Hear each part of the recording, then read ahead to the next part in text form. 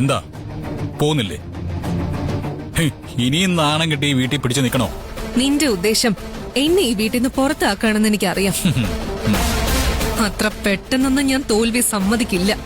ശരി, നീ എത്ര കാലം പിടിച്ചു നിൽക്കുന്നു നോക്കാം. ആ ബേബി, നീ ഓക്കെ അല്ലേ?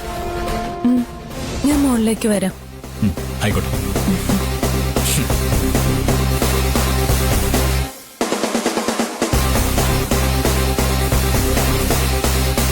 എങ്ങനെ ഉണ്ടായിരുന്നു എന്റെ പെർഫോമൻസ്?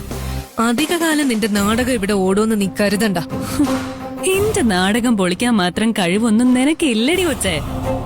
അതിന് നീ ഇച്ചിരി കൂടെ മൂക്കണം.